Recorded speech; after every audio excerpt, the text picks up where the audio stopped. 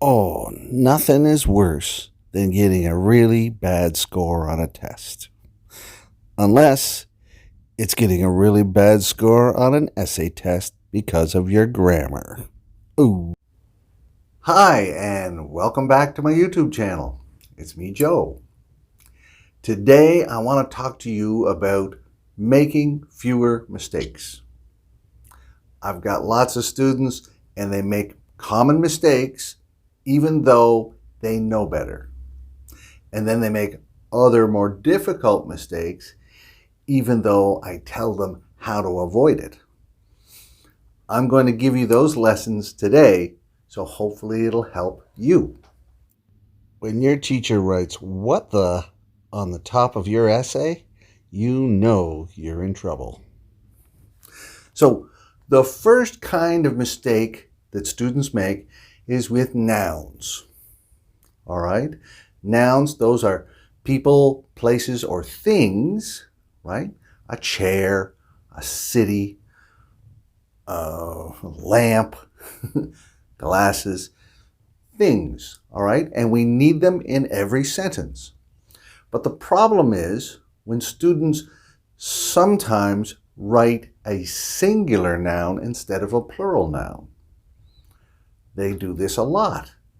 They can say, there were many friend at the party. Many friend? Really? Are you sure? Okay. Or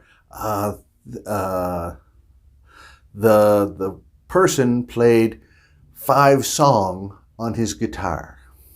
5 songs? Are you sure? 5 songs? All right. Of course you know it's wrong. We all know it's wrong. It should be many friends. It should be 5 songs. The problem is when you're speaking really fast, or if you're writing something down really fast, you just make a mistake. And that's common. I see it every day. But what you can do to try and fix this is when you are writing, certainly, check all the nouns. You write a sentence, there's got to be 1 or 2 or 3 nouns in that sentence. Check them, look at them, and ask yourself, do I mean one or more than one? Do I mean I went to 2 parties last week, or 2 parties? Or I'm afraid of spider, or I'm afraid of spiders? Okay, just one spider? There's only one spider that scares you? Or all spiders? Okay? So when you ask yourself that question, one or more than one, you'll know the answer. Then you just have to look at what you wrote or think about what you're going to say and either put an S on it or don't put an S on it. It will be what you should do. Okay? If you mean one, say one. If you mean more than one, say more than one. If you follow this habit, you will make fewer mistakes with nouns. And that's important because we need nouns in every sentence. Okay? Okay, now you've made it this far. The first secret code that I'm going to give you is she has many friends. Okay? And what do you do with that secret code? You send it to me on Instagram at Teacher Joe Crossman. When you send me all 3 secret codes in this video, I'll send you some bonus material. Okay? Oh, is your grammar so bad that your teacher says they hate you? Ooh! The second type of mistake that students often make is with verbs. Okay? Verb, we all know that there's many verb tenses. And often, so many times, students will write the wrong verb tense. Okay? When they write the wrong verb tense, they're putting it either in the past or the future or a continuous tense when they don't really mean to. Okay? This could be just an accident, or it could be just incorrect thinking. So what you have to do is check your writing or check what you're going to say and ask yourself, do you mean now, the present tense, or do you mean a different tense? Okay? All right, if you mean now, Canada is big, then say Canada is big. Don't say Canada has been big. What's that mean, right? If you're choosing the wrong tense, you're going to confuse people, and it's a mistake, and your test scores, they go down. All right? So ask yourself, what tense do you mean? All right? If you do that, if you get into that habit, you will make a lot fewer verb mistakes. And that's a big number because, again, All right, congratulations on making it this far. Here is the second secret code. All right?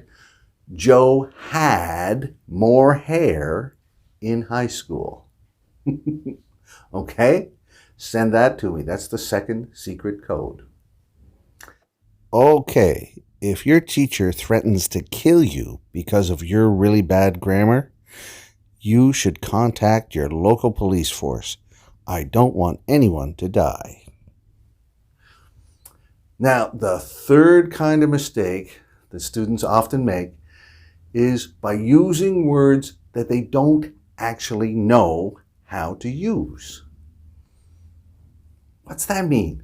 Okay, so you know how to use basic words, obviously, like man or car or ball, okay? But you might not know how to use a little higher level words like humanity, okay? Automobile industry, all right? Throwing a forward pass with a football. Those are little higher things. But what students will do is they'll try to use words that are above their knowledge level. They'll try to use higher level words to look smart. But the opposite happens. You don't look smart. You're just showing people mistakes. And so you look stupid. Right? There's plenty of time to practice when you're practicing your English to learn new words. Reading for fun, writing, practicing, listening, those are great things. But if you have to produce something for a test or speaking in an important thing like a job interview, that is the super worst time to use words you don't understand. Because if you use words you don't understand in a job interview, you're not getting that job. No way. No way will a boss hire you when you sound stupid. Okay? I'm sorry. It's not going to happen. But if you use words that you know, that you really, really know, like you know your mom's name, you know what city you are from, you know that information. If you use words that you know, then you sound clear, right? If you've been studying English a long time, you probably know, 100% know, 1,000, 1,500, 2,000 words. That's enough words to be clear and to communicate. So you don't have to use those words above that. That leads to super big, confusing mistakes that make you look stupid, right? Stop using those words you have to guess at, okay? All right, awesome. You made it this far. I'm going to give you the third secret code to send me, all right? The third secret code is don't make guessing mistakes, all right? So that's the end of this lesson. I hope you enjoyed it. Remember to send me the 3 secret codes, and if you do, I'm going to send you an extra quiz to help you remember this information. All right?